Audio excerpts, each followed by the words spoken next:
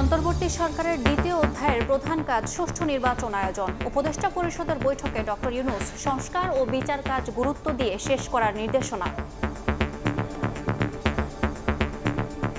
Primary কাজগুলোর মধ্যে একটা হচ্ছে যে রিফর্ম আর হচ্ছে ট্রায়াল। উনি বলেছেন যে এই দ্বিতীয় অধ্যায়ের প্রথম এবং প্রধান কাজ হলো নির্বাচন সুন্দরভাবে করা। ফেব্রুয়ারিতে যে ইলেকশনটা হতে যাচ্ছে সেটা ফ্রি ফেয়ার হবে। জাতীয় নির্বাচন আয়োজনে প্রধান উপদেষ্টার চিঠি স্ত্রীর হাতে। আচরণবিধি ও আরটিও নিয়ে কমিশনের বৈঠক।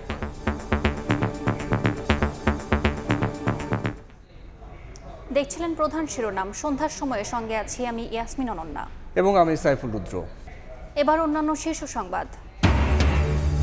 বিতর্কিত ভোটের কর্মকর্তাদের এবারের নির্বাচনে দায়িত্ব না দেওয়ার দাবি বিএনপির।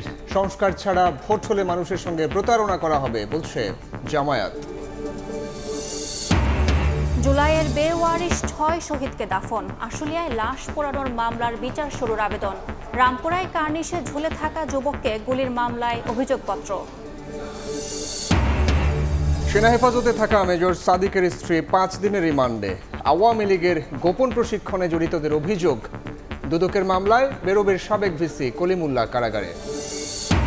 টানা ৪ মাস কমার পর আবারও বাড়ল মূল্যস্ফীতি। অন্তর্বর্তী সরকারের ১ বছরের চেষ্টায় বাজারকে সিন্ডিকেট মুক্ত করার দাবি বাণিজ্য উপদেষ্টার। এবং ভারী বৃষ্টিতে পানির চাপ সামলাতে না পেরে চট্টগ্রাম ভেঙে পড়ল কালভার্ট। মুন্সিগঞ্জে লরির ধাক্কায় দেয়াল ধসে প্রাণ গেল শিশুর। টাঙ্গাইলে পিকআপ বাইক সংঘর্ষে নিহত ৩।